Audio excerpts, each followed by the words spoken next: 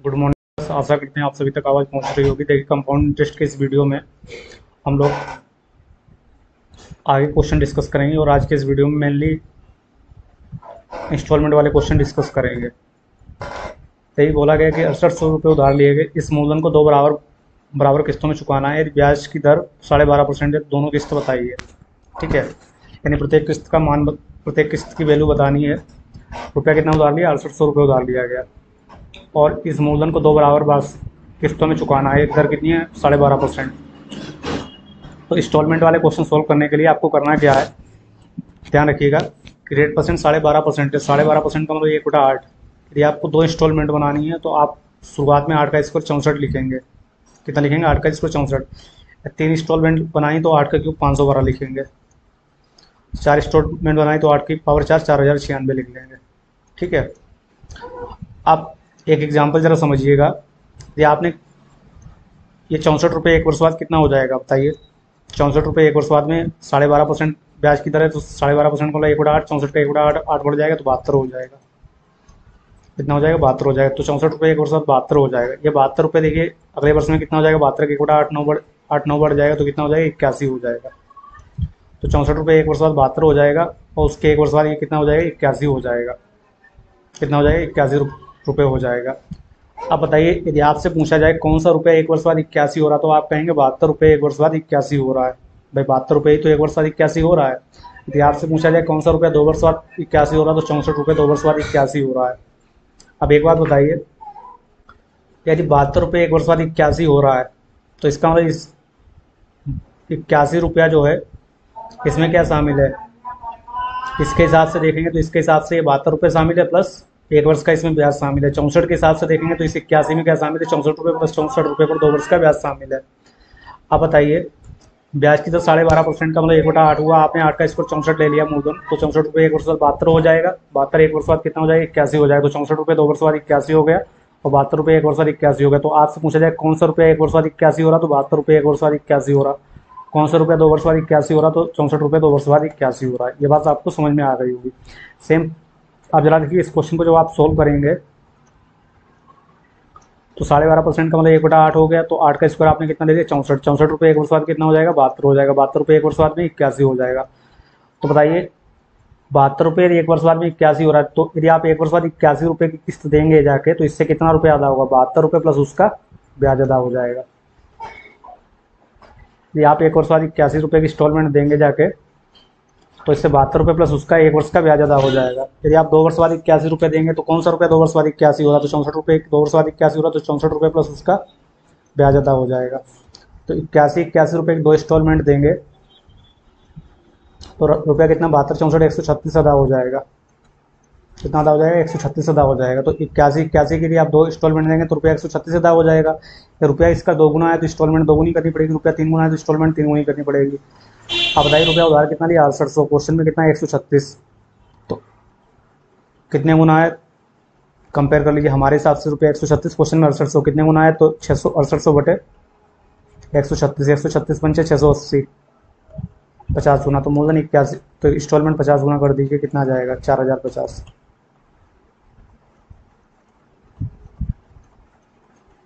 तो प्रत्येक किस्त कितने की हो गई? 4050 की हो गई। ठीक है, तो आशा करते हैं आपको ये बात समझ में आ गई होगी। तो प्रत्येक किस्त कितने की हो गई? 4050 की हो गई। बढ़ते हैं हम लोग अगले क्वेश्चन पे।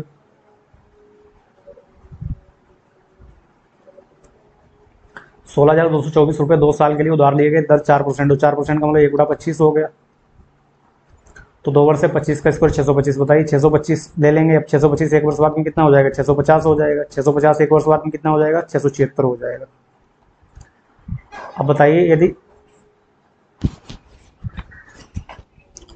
एक वर्ष बाद आप 676 रुपये की इंस्टॉलमेंट देंगे जाके, तो इससे 650 रुपये प्लस उसका ब्याज अदा हो जाएगा। आप 2 वर्ष बाद 676 की इंस्टॉलमेंट देंगे तो कितना? 625 रुपये प्लस उसका ब्याज अदा हो जाएगा। हमारे हिसाब से रुपया देखिए, तो 676 की इंस्टॉलमेंट दे रहे तो रुपया कितना अदा हो रहा है? 1275। लेकिन रुपया अदा कितना करना है? 16,224। हमारे हिसाब से 1275। तो कितने गुना है? तो 16,224 बटा 1275 गुना है। तो मूल आप बताइए, इंस्टॉलमेंट कितने गुना कर देंगे? 676 गुना कर देंगे। तो 676 गुणे 16,224 बटे 1275। अब इसे आप कैलकुलेट कर लीजिए, पॉइंट में हो सकता आएगा। तो यही किस्त आपकी हो जाएगी, प्रत्येक किस्त कितने रुपए की हो जाएगी। पढ़ते हैं हम लोग अगले क्वेश्चन पे।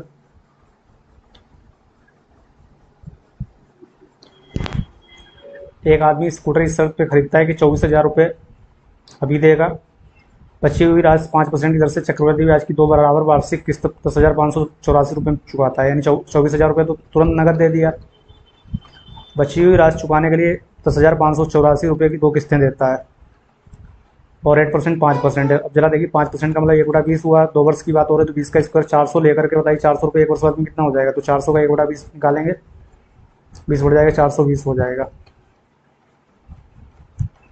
420 का 1/20 निकालेंगे, 21 बढ़ जाएगा, 441 हो जाएगा।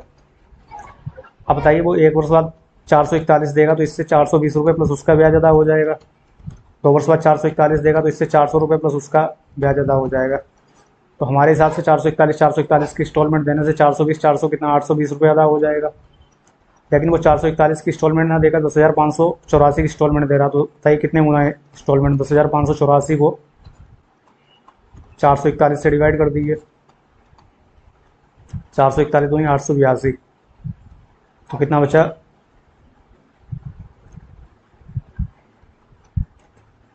176। 441 चक्कू 1764, तो कितने गुना है हमारे हिसाब से इंस्टॉलमेंट 441 से क्वेश्चन में 10,584 यानी 24 गुना है। तो रुपया कितने गुना होगा 24 गुना। तो 820 का 24 से मल्टीप्लाई करिए, 24 अट्ठे 192 19,200 प्लस 24 का 20 में 480 19,680।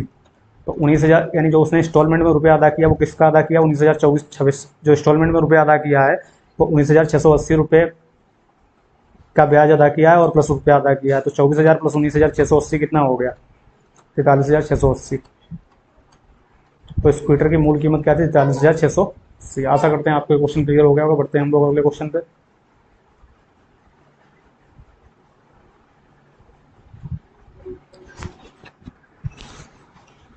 देखिए Radha deposits a certain sum of money every year at 8% CI। प्रत्येक वर्ष की बात कर रहा है। राधा साल के शुरुआत में प्रत्येक वर्ष में, ठीक है, यहाँ पे 8% दर से कुछ धन जमा करती है। 3 साल के अंत में उसे पता चलता है कि उसके खाते में 54,783 रुपये हैं। कितना कितना धन वो हर साल जमा करती थी। तो 8% का मतलब क्या हुआ 2/25। 8% का मतलब क्या हुआ 2/25। यदि मूलधन हम लोग 25 का क्यूब 15,625 ले लें तो बताओ पहले वर्ष में यदि उसने 15,625 रुपये जमा करेगी तो पहले वर्ष में यानी पहले वर्ष की शुरुआत में उसने 15,625 रुपये जमा किया। तो बताओ ब्याज कितना लगेगा 15,625 का 2/25 निकाल दीजिए। 625 दूनी 1250।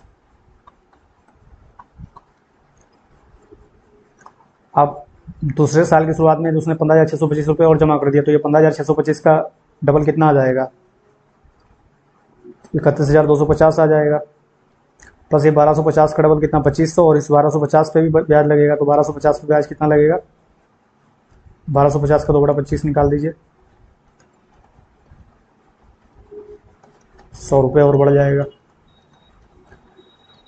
2 साल के बाद हम तीसरे वर्ष में जैसे ही शुरुआत में 15,625 और जमा करते हैं तो 15,000 या 45,000 46,875 आ जाएगा। 46,875 आ जाएगा, ठीक है। अब 46,875 आ जाएगा। तो बताइए 15,625 पे 1250 है तो 46,875 पे 1250 का 3 गुना 3750। इस 1250 पे 100 है तो 1250 और इसके डबल पे 200 300 आ जाएगा। इस पे 100 तो इस पर 200 आ जाएगा। 300 100 का 2/25 निकाल दीजिए, 100 का 2/25 आ जाएगा। 100 दूनी 200/25 8 आ जाएगा। अब बताइए 3 वर्ष बाद 46,875 रुपये अमाउंट हो जाएगा। ये मूलधन हो जाएगा। पहले वर्ष में 15,625, दूसरे वर्ष में 15,625 जमा किया थी 31,250, तीसरे वर्ष में 15,625 46,875।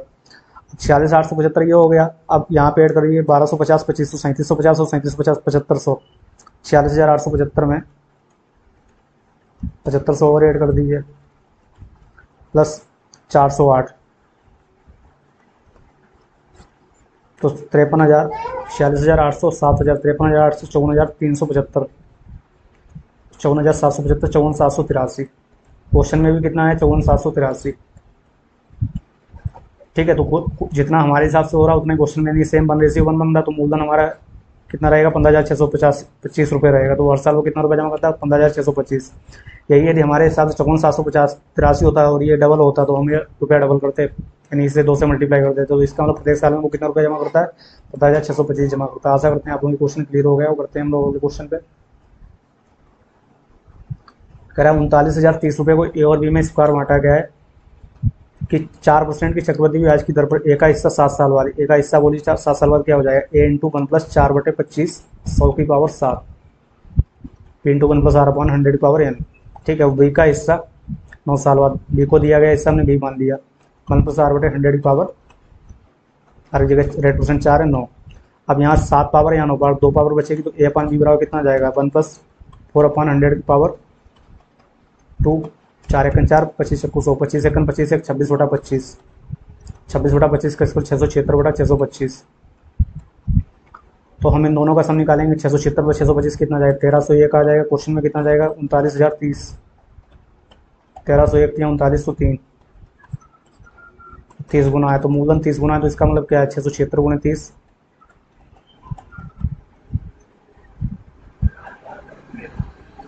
20,280, और 625 गुणे 30,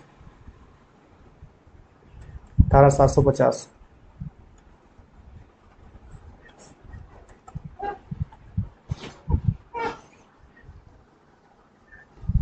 तो कहने का मतलब क्या है कि जो ए को दिया गया रुपया 20,280, बी को दिया गया रुपया कितना जाएगा, 18,750 हो गया। ठीक है, तो इसका मतलब ए का हिस्सा, तो हिस्सा क्या होगा, ए का हिस्सा होगा 20,280, बी का हिस्सा 18,750।